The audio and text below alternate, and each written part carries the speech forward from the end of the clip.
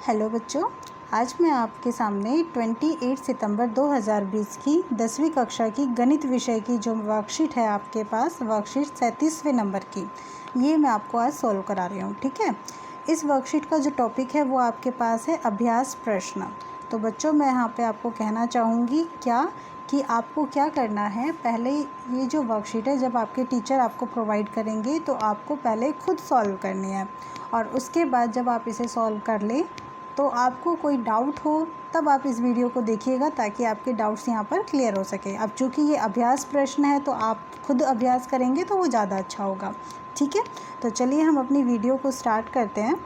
तो सबसे पहले हमारे पास यहाँ पर प्रश्न है कि कोण ए के लिए आधार, लंब और कर्ण का माप लिखिए। तो कोण ए हमारे पास क्या है, ये है। इस कोण ए के सामने वाली जो भुजा है वो हमारे पास क्या होती है, लंब होती है। इसका मतलब ये हुआ कि लंब जो है उसका मान यहाँ पर कितना होगा, 3.3। ठीक है, और इसके बाद नेक्स्ट हमसे क्या देखा गया है, आधार। आधार की बात करेंगे तो कोण ए किस पर बना हुआ है, 3 पर बना हुआ है। इसका मतलब आधार कितना हुआ, 3 हुआ। और कर्ण यानी कि जो सबसे लंबी भुजा है वो क्या है, 4.5। तो इसका मतलब ये हुआ कि ये सब हमारे किस किस के मान आ चुके हैं, आधार, लंब और कर्ण के, 3, 3.3 और 4.5। ठीक है, इसके बाद आपके पास जो दूसरा प्रश्न है इसमें आपके पास tan a का मान 3/4 दिया हुआ है, और आपसे पूछा है कि sin a Guna cos a का मान क्या होगा। तो मैं यहाँ पर आपको बताती हूँ। tan a का सूत्र होता है हमारे पास क्या, लंब बटे आधार। ठीक है, तो लंब बटे आधार यानी कि ये हमें कितना दिया हुआ है, 3/4 दिया हुआ है। तो हम यहाँ पर कर्ण का मान आसानी से ज्ञात कर सकते हैं। तो कर्ण के लिए हमें क्या करना होता है, लंब का स्क्वायर प्लस आधार का स्क्वायर करना होता है, और फिर हम उसका वर्गमूल ले लेते हैं। तो लंब है हमारे पास 3, तो 3 का वर्ग हम करेंगे तो 9 मिलेगा। आधार यानी कि 4 का वर्ग करेंगे तो 16 मिलेगा, और 16 और 9 यानी कि 25 हो जाते हैं। 25 जिसका वर्गमूल हमारे पास कितना आ जाता है, 5 आ जाता है। तो कर्ण हमारे पास हो गया है 5। अब हमें ज्ञात करना है क्या, sign A Guna cos A. तो साइन ए का सूत्र हमारे पास क्या होता है, लंब बटा कर्ण, और कोस ए हमारे पास होता है आधार बटा कर्ण। तो हम यहाँ पर इनके मान रख देंगे। लंब कितना है हमारे पास, ये हमारे पास है लंब यानी कि 3, कर्ण हमने निकाला 5 गुना आधार हमारे पास कितना है, 4/5। आप इन्हें गुना कर दीजिए, 3 को 4 से गुना किया तो आपको मिला 12, 5 को 5 से गुना किया तो आपको मिला 25। तो आपका उत्तर हो गया है यहाँ पर 12/25। इसके बाद हम यहाँ पर तीसरा प्रश्न देखते हैं, जिसका कथन है कि यदि x tan 45 degree, sin 30 degree बराबर है cos 30 डिग्री, tan 30 डिग्री, तो x क्या होगा, x का मान किसके बराबर होगा। तो हम यहाँ पर सबके मान लिख देते हैं। पहले x tan 45 डिग्री, इसका मान होता है 1, sin 30 डिग्री इसका मान होता है हमारे पास 1/2। उसके बाद cos 30 डिग्री ये होता है हमारे पास √3/2, और tan 30 डिग्री ये होता है हमारे पास 1/√3। अब जब हम इसे यहाँ पर हल करते हैं तो हमारे पास क्या मिलेगा, x ये 1 से गुना होगा तो x ही रहेगा, बटे 2 बराबर √3 से √3 कैंसिल, आपको मिला 1/2।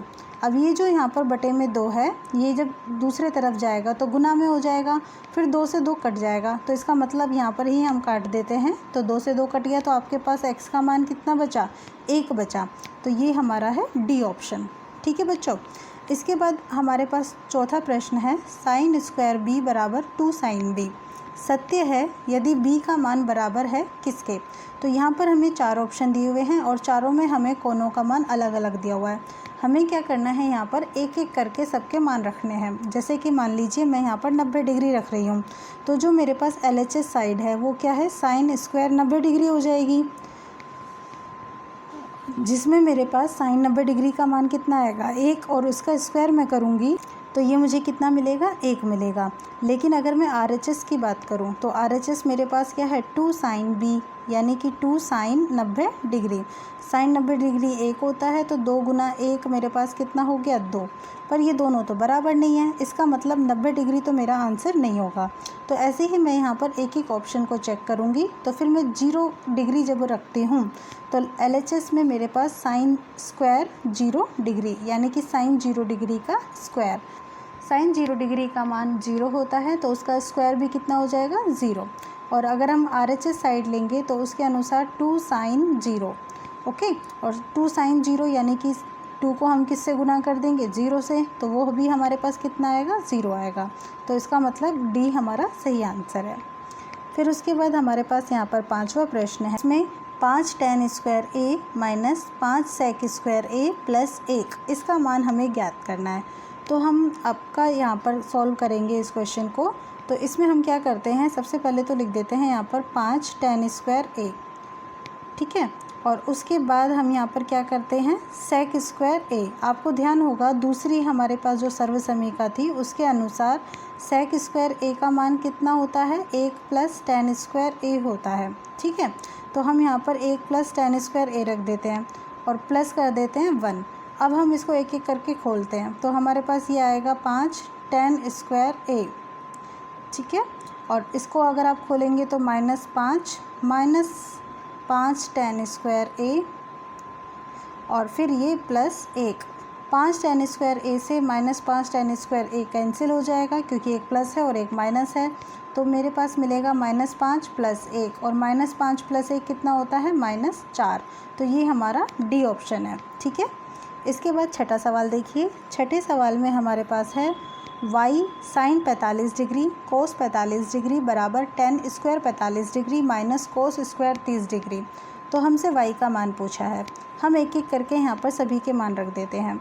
तो इस प्रश्न में हम यहाँ पर y साइन 45 डिग्री होता है हमारे पास 1/√2। कोस 45 डिग्री ये भी हमारे पास कितना होता है 1/√2 बराबर है tan square 45 degree. tan 45 degree 1 होता है तो ये इसका square minus cos square 30 degree. Cos 30 degree होता है हमारे पास √3/2 तो ये उसका स्क्वायर। और जब हम इसको सॉल्व करते हैं तो हमें क्या मिलेगा y गुना 1 यानी कि y/√2 को √2 से गुना कर दीजिए यानी कि 2 बराबर होगा 1 माइनस √3 का वर्ग 3, 2 का वर्ग 4। 1 माइनस 3/4 यानी कि 1/4। और हम जब इसे सॉल्व करेंगे तो y का मान निकालेंगे। तो ये जो 2 यहाँ पर बटे में है ये वहाँ पर जाएगा 1/4 के पास तो गुना में आ जाएगा। तो 2 एकम 2, 2 दूनी 4। हमारे पास क्या मान आया 1/2। तो 1/2 जो है हमारा कौन सा ऑप्शन है बी ऑप्शन है, ठीक है। तो छठा सवाल भी हमारा यहाँ पर सॉल्व हो गया। इसके बाद 7वां सवाल देखिए। यदि साइन ए बराबर है 1/2 के, तो जो आपको हमने ट्रिग्नोमेट्री की त्रिकोणमिति की जो सारणी याद कराई थी उसमें आप ध्यान कीजिए कि जो साइन ए है उसका मान 1/2 कब होता है। बिल्कुल याद होगा क्या ए बराबर 30 डिग्री पर। तो वहीं पर आप देखकर वहीं से आप याद कीजिए कि कोट ए का मान भी कितना होगा यानी कि कोट 30 डिग्री। और कोट 30 डिग्री का मान हमारे पास कितना होता है √3। तो ये हो गया है हमारा ए ऑप्शन, ठीक है बच्चों। आपको समझ में आ रहा है ना। तो चलिए 7वें प्रश्न के बाद हम 8वां प्रश्न देखते हैं। इसमें हमारे पास साइन थीटा का मान दिया हुआ है a/b और हमसे पूछा है टेन थीटा का मान। तो बच्चों आपको ध्यान होगा क्या कि साइन थीटा किसका सूत्र होता है लंब बटा कर्ण का, लेकिन टेन थीटा ये किसका सूत्र होता है ये होता है लंब बटे आधार का। तो इसका मतलब ये हुआ कि हमारे पास लंब है और हमारे पास कर्ण है लेकिन आधार नहीं है। तो हम आधार ज्ञात करते हैं पाइथागोरस प्रमेय से। उसके अनुसार कर्ण का स्क्वायर माइनस लंब का स्क्वायर होता है। तो ये जब हम मान रखते हैं कर्ण की जगह हमारे पास क्या मान है देखिए b है। तो आप यहाँ पर रखिए b का स्क्वायर माइनस लंब और लंब की जगह यहाँ पर क्या है a, तो a का स्क्वायर। तो ये हमारे पास क्या आ चुका है ये हमारे पास हो गया है आधार। तो हमारा जो टेन थीटा का सूत्र है हम उसमें इनके मान रख देते हैं। तो टेन थीटा बराबर लंब कितना है यहाँ से देखो लंब बटा कर्ण होता है ना। लंब कितना है a बटा आधार ये हमने अभी निकाला √b² माइनस a²। ठीक है बच्चों। तो ये हमारा कौन सा ऑप्शन है ये हमारा सी ऑप्शन। इसके बाद हम यहाँ पर नवा प्रश्न लेकर चलते हैं। नवे प्रश्न में हमारे पास क्या है कि टेन थीटा प्लस 2 गुना कर रहे हैं 2 टेन थीटा प्लस 1 से और ये बराबर आना चाहिए 5 tan theta plus sec square theta के। बच्चों यहाँ पर एक छोटा सा करेक्शन है, वो क्या है कि इस सेक स्क्वायर थीटा के आगे आपको क्या लगाना है, 2 लगा लीजिएगा, ठीक है, 2। ये छोटी सी मिस प्रिंटिंग है, तो चलिए हम इसे सॉल्व करते हैं।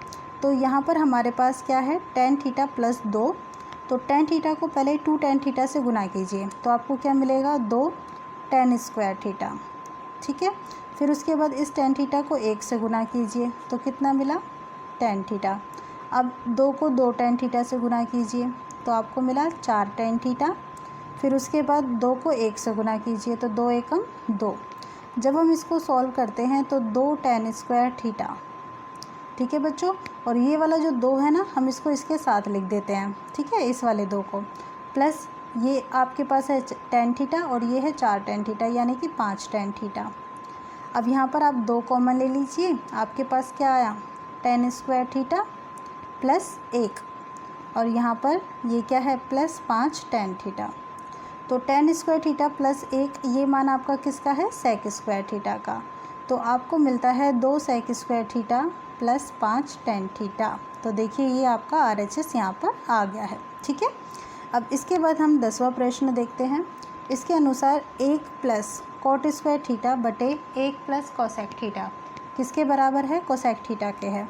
तो हम यहाँ पर इसका क्या ले लेते हैं, एलसीएम ले लेते हैं, LHS साइड का एलसीएम लेंगे, ठीक है। तो एलसीएम हमारे पास कितना आया, 1 प्लस कोसेक थीटा। अब यहाँ पर देखिए ये जो 1 है, इसके तो बटे में कुछ नहीं है, तो हमने इसके बटे में 1 मान लिया है। तो हम क्या करेंगे, इस 1 प्लस कोसेक थीटा से इसे गुना कर देंगे, तो ये हमें मिलेगा 1 प्लस कोसेक थीटा। फिर प्लस क्या है, कॉट स्क्वायर थीटा। अब ये जो है ना 1 प्लस कॉट स्क्वायर थीटा, हम इसको ना एक साथ लिख देते हैं, ओके। और ये जो कोसेक थीटा है इसको अलग से लिखते हैं, और बटे में क्या ले लेते हैं, 1 plus cosec theta. 1 plus cot square theta किसका मान होता है, कोसेक स्क्वायर थीटा का मान होता है ना, आपकी सर्वसमीका है ये। प्लस क्या है, कोसेक थीटा, बटे में आपके पास क्या आया, 1 प्लस कोसेक थीटा। आप यहाँ से कोसेक थीटा कॉमन ले लीजिए, कॉमन लेंगे तो आपके पास यहाँ पर बचेगा कोसेक थीटा प्लस 1, और बटे में हमारे पास क्या है, 1 प्लस कोसेक थीटा। तो 1 प्लस कोसेक थीटा से हमारा 1 प्लस कोसेक थीटा कट जाता है, और हमारे पास क्या बचता है, कोसेक थीटा, और यही हमारा RHS है। तो इस प्रकार ये जो वर्कशीट है मैं आपको यहाँ पर पूरी सॉल्व करा चुकी हूँ। आप मेरे चैनल को प्लीज़ सब्सक्राइब कर लीजिएगा और मेरी वीडियो को लाइक कर लीजिएगा, ताकि जब भी मैं वीडियो अपलोड करूँ तो आपको नोटिफिकेशन के फॉर्म में इन्फॉर्मेशन मिल जाए। मेरे चैनल को देखने के लिए बहुत बहुत धन्यवाद।